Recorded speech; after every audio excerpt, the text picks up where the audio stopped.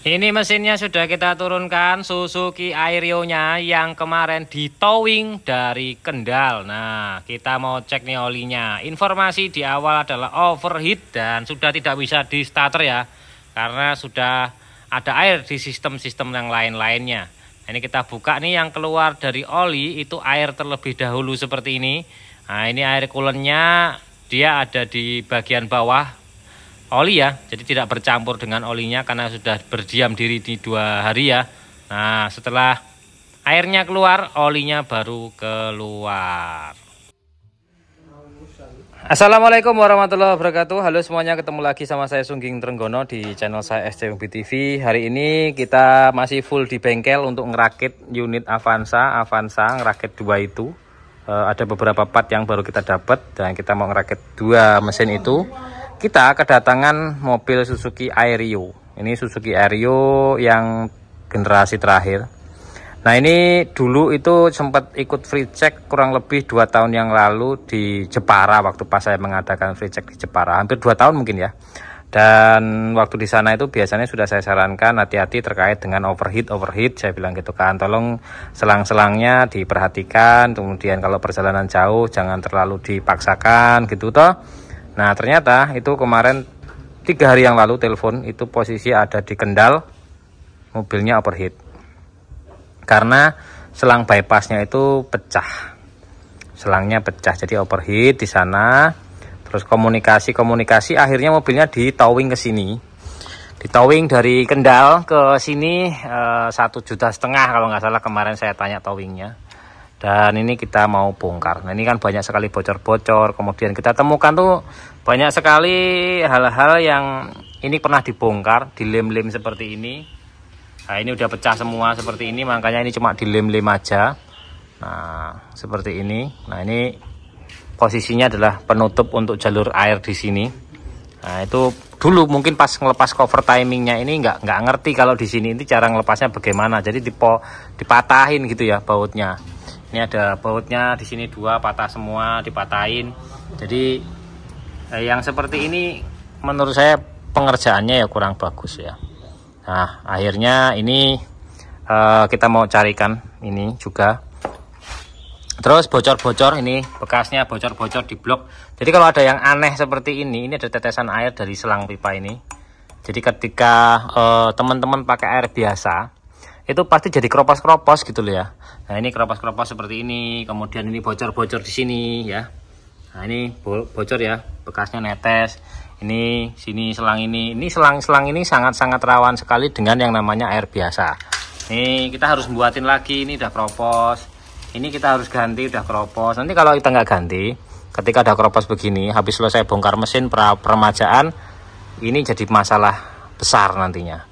Karena ini posisinya nyelempet di bawah, jadi nggak bisa gitu loh teman-teman. Jadi memang harus, ini udah dilem-lem nih di sini, ini udah dilem-lem, jadi nggak bisa, ini harus diganti gitu. Jadi jangan sampai hal-hal yang sepele ini jadi permasalahan yang jadi besar. Ini kemarin air itu sudah masuk ke knalpot teman-teman, jadi basah di sini airnya. Nanti kita coba buka, airnya itu udah keluar lewat sini. Nah, ini ada bekas air di sini keluar. Ya, ada korosi di sini. Nah, ini overheatnya kita harus papas head, kemudian blok ini juga kita amplas. Kalau enggak, untuk Airyo ini agak rawan teman-teman. Jadi harus seperti itu prosesnya. Jadi dibongkar total. Nih lemnya kayak gini. Ini kita mau buka. Lemnya luar biasa nih lemnya ya. Lem-lemnya model-modelnya begitu teman-teman. Ya, kita bongkar ya. Kita sudah bukain noken asnya, kemudian kita bukain selang-selangnya. Ini selangnya yang kita buka tuh seperti ini, dan ini enggak ada termostatnya lur, jadi blong sih. Ini enggak ada termostatnya, bolong. Ini korosi. Nah, bautnya udah seperti ini, bocor-bocor. Kemarin tuh olinya sudah campur sama air ya. Ini karternya kita buka. Nah, airnya sudah bercampur sama oli, olinya sudah bercampur sama air. Terus ini yang bocor ya, sini nih bocor. Jadi nanti kita ganti pipa ini besi ini kita gantiin biar aman. Ini untungnya sini nggak korosi. Kalau sininya ini dudukannya korosi, wah itu tidak ngelas, tukang ngelas aluminium. Nah ini kita mau bongkar. Ini bekasnya dilem, untuk headnya dilem, jadi agak-agak keras pasti. Ya terus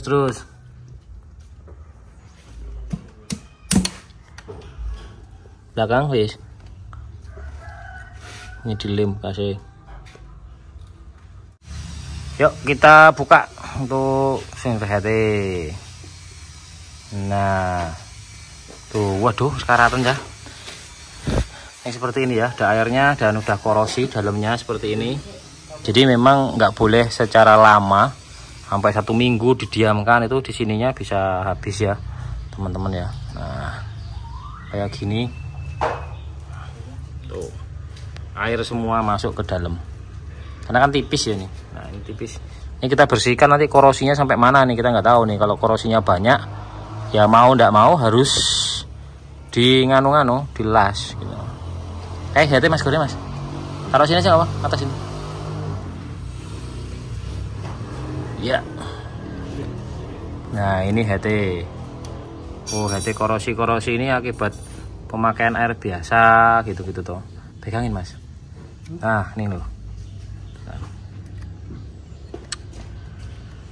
Tuh. Kayak gini nih. Di air biasa tuh ya kayak gini. Kalau yang ngomong aluminium tuh tahan terhadap air, tidak menimbulkan karat. Ya ini nyatanya yo kalau kena air panas terus menerus ya dia akan kalah juga nih kan. Ya tuh. Jadi keropos. Tuh. Pakai kuku aja begini, tangan aja dia keropos nih. Tuh. Lama-lama bolong wes. Ya kalau bolong ya wassalam. Ini ngelas ini berarti nih. Yo ngelas yo nyekrap. Udah basah semua. Businya sih bener ini pakai iridium ya. Businya pakai iridium nih. Mantap. Tapi ya begitulah kondisinya. Kita sikat dulu. Nah, kita lihat yang ini nih yang mau kita rakit ya. Jadi mesin ini kemungkinan nggak akan bisa sehalus sebagaimana mestinya. Karena ini teman-teman, walaupun kita sudah setting klep sebagaimana rupanya, ininya aku udah keaus nih, kemakan. Ini digerinda-gerinda bekasnya. Nih lihat nih ya. Nih. Tuh. Ini jalur noken AC ini udah nggak rata lagi. Tuh. Ini nggak ngerti kenapa kok bisa digerinda seperti ini loh.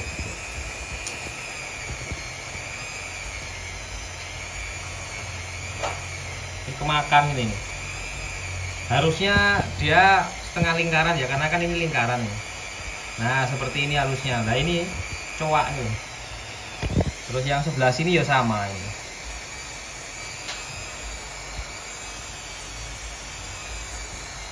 Nih.